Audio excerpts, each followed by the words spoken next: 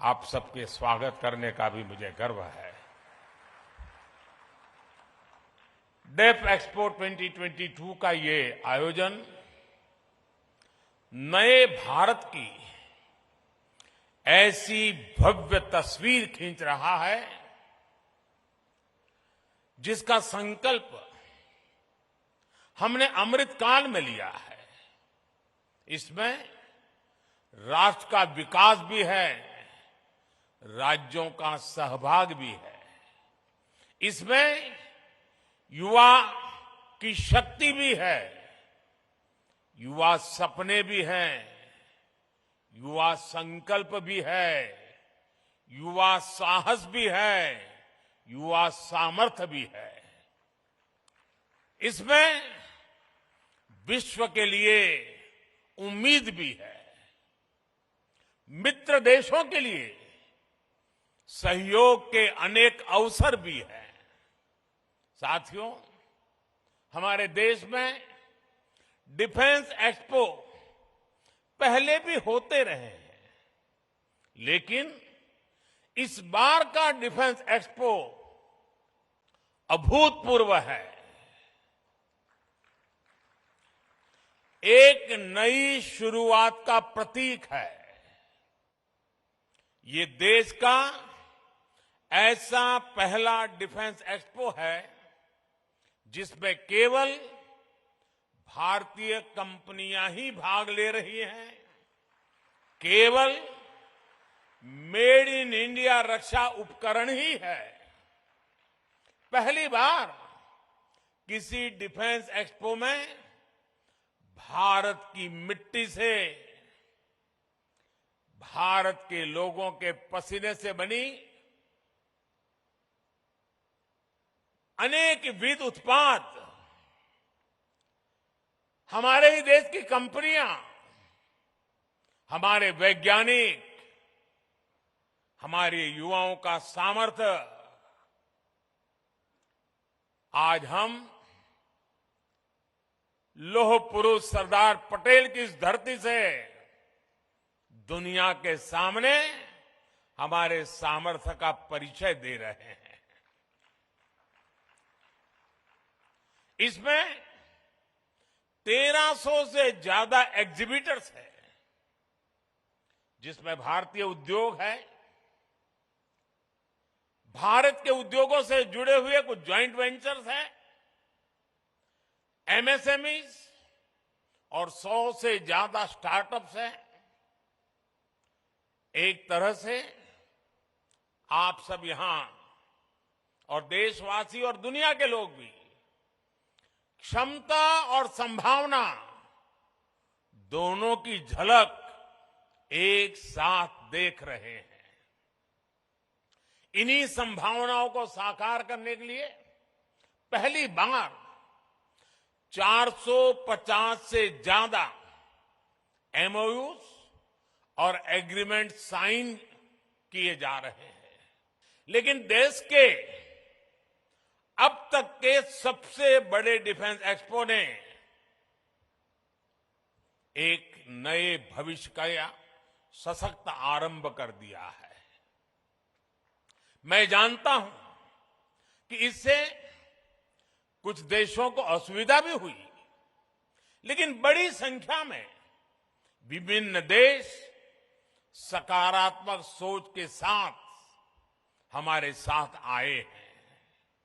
साथियों, मुझे खुशी है कि भारत जब भविष्य के इन अवसरों का आकार दे रहा है, तो भारत के 53 अफ्रीकन मित्र देश कंधे से कंधा मिलाकर हमारे साथ खड़े हैं।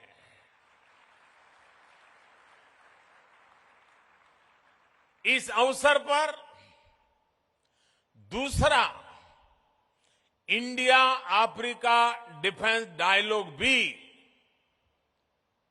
आरंभ होने जा रहा है। भारत और अफ्रीकन देशों के बीच ये मित्रता, ये संबंध उस पुराने विश्वास पर टिके हैं जो समय के साथ और मजबूत हो रहा है, नया आयाम छू रहा है। मैं अफ्रीका से आए अपने साथियों को बताना चाहता हूं कि आज आप गुजरात की जिस धरती पर आए हैं, उसका अफ्रीका के साथ बहुत पुराना और आत्मीय संबंध रहा है। अफ्रीका में जो पहली ट्रेन चली थी, उसके निर्माण कार्य में इसी गुजरात के कच्छ से लोग अफ्रीका गए थे और उन्होंने मुश्किल अवस्था में हमारे कामगारों ने जी जान से काम करके अफ्रीका में आधुनिक रेल, उसकी नींव रखने में बहुत बड़ी भूमिका निभाई थी। अफ्रीका के प्रति आत्मीयता और ये अपनापन आज भी भारत की विदेश नीति के केंद्र में है। अब रक्षा क्षेत्र में हमारे बीच का सहयोग और समन्वय इन संबंधों को नई ऊंचाई देंगे। साथियों, इस आयोजन का एक महत्वपूर्ण आयाम इंडियन ओशन रीजन प्लस की डिफेंस मिनिस्टर्स कॉन्क्लेव भी है। इसमें हमारे 46 मित्र देश हिस्सा ले रहे हैं। आज अंतर्राष्ट्रीय सुरक्षा से लेकर वैश्विक व्यापार तक मैरीटाइम सिक्योरिटी एक ग्लोबल प्राथमिकता बनकर उभरा है। 2015 में मैंने मॉरिशस में security and growth for all in the region, यानी सागर का विजन भी सामने रखा था। जैसा कि मैंने सिंगापुर में सांग्रीला डायलॉग में कहा था, इंडो पैसिफिक रीजन में अफ्रीकी तटों से लेकर अमेरिका का तक भारत का एंगेजमेंट इंक्लूसिव है। आज ग्लोबलाइजेशन के दौर में मर्चेंट नेवी की भूमिका का भी विस्तार हुआ है। दुनिया की भारत से अपेक्षाएं बड़ी हैं और मैं विश्व को विश्वास दिलाना चाहता हूं, आपकी अपेक्षाओं को पूरा करने के लिए भारत हर कोशिश प्रयास करता रहेगा। हम कभी पीछे नहीं हटेंगे। इसलिए ये डिफेंस एक्सपो भारत के प्रति वैश्विक विश्वास का प्रतीक भी है। इतने सारे देशों की उपस्थिति के जरिए विश्व का बहुत बड़ा सामर्थ्य गुजरात की धरती पर जुट रहा है। मैं इस आयोजन में भारत के सभी मित्र राष्ट्रों और उनके प्रतिनिधियों का हृदय से स्वागत करता हूं। आज इस डिफेंस एक्सपो से गुजरात की पहचान को 4 चांद लग रहे हैं, एक नई ऊंचाई मिल रही है। आने वाले समय में गुजरात डिफेंस इंडस्ट्री का भी एक बड़ा केंद्र बनेगा। भारत की सुरक्षा और सामरिक सामर्थ्य में गुजरात का भी बहुत बड़ा योगदान देगा, ये मुझे पूरा विश्वास है। साथियों, हर भारतीय को गर्व होता है जब वो सुनता है कि भारत में बनी ब्रह्मोस मिसाइल अपनी कैटेगरी में सबसे घातक और सबसे आधुनिक मानी जाती है। कई देशों के लिए ब्रह्मोस मिसाइल उनकी पसंदीदा चॉइस बनकर उभरी है। साथियों, भारत की टेक्नोलॉजी पर आज दुनिया भरोसा कर रही है, क्योंकि भारत की सेनाओं ने उनकी क्षमताओं को साबित किया है। भारत की नौसेना ने आईएनएस विक्रांत जैसे अत्याधुनिक एयरक्राफ्ट कैरियर को अपने बेड़े में शामिल किया है। ये इंजीनियरिंग का विशाल और Virat masterpiece Cochin shipyard limited के स्वदेशी तकनीक से बनाया गया है।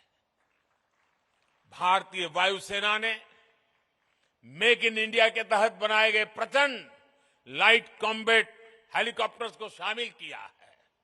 इसी तरह हमारी थल सेना भी आज स्वदेशी तोपों से लेकर कॉम्बैट गन्स तक भारतीय कंपनियों से खरीद रही है। यहां गुजरात के हजीरा में बन रही मॉडर्न आर्टिलरी आज देश की सीमा की सुरक्षा बढ़ा रही है। साथियों, देश को इस मुकाम तक लाने के लिए हमारी नीतियां, हमारे रिफॉर्म्स और ईज ऑफ डूइंग बिजनेस में बेहतरी की भी बड़ी भूमिका है। भारत ने अपने रक्षा खरीद बजट का 68% भारतीय कंपनियों के लिए निर्धारित किया, ईयरमार्क किया है। यानी जो टोटल बजट है उसमें से 68% भारत में बनी, भारत के लोगों के द्वारा बनी हुई चीजों को खरीदने के लिए हमने ईयरमार्क कर दिया है। मुझे खुशी है कि सरकार के प्रयासों के साथ ही हमारी सेनाओं ने भी आगे आकर ये तय किया है कि देश की रक्षा के लिए ज्यादा से ज्यादा साजो सामान वो देश के भीतर जो बना है उसी को खरीदेंगे। आज के इस डिफेंस एक्सपो में जो चीजें हम दिखा रहे हैं उसमें मैं ग्लोबल गुड का भी संकेत देख रहा हूं। इसका बड़ा लाभ दुनिया के छोटे देशों को होगा जो संसाधनों की कमी के कारण अपनी सुरक्षा में पीछे छूट जाते हैं। साथियों, भारत डिफेंस सेक्टर को अवसरों के अनंत आकाश के रूप में देखता है, सकारात्मक संभावनाओं के रूप में देखता है। आज हमारे यहां यूपी और तमिलनाडु में 2 डिफेंस कॉरिडोर तेज गति से विकास की दिशा में आगे बढ़ रहे हैं। दुनिया की बड़ी बड़ी कंपनियां भारत में इन्वेस्ट करने के लिए आ रही है। इस इन्वेस्टमेंट के पीछे सप्लाई चेन का एक बड़ा नेटवर्क विकसित हो रहा है। मैं गुजरात डिफेंस एक्सपो में मौजूद सभी कंपनियों से भी आह्वान करना चाहता हूं, आप इन अवसरों को भविष्य के भारत को केंद्र में रख करके आकार दीजिए। आप मौका जाने मत दीजिए, आप इनोवेट करिए, दुनिया में बेस बनाने का संकल्प लीजिए और सशक्त विकसित भारत के सपने को आकार दीजिए। और मैं नौजवानों को, रिसर्चर्स को, इनोवेटर्स को विश्वास देता हूं, मैं आपके साथ हूं। और आज का ये डिफेंस एक्सपो उसी का एक रूप लेकर के आपके सामने प्रस्तुत है।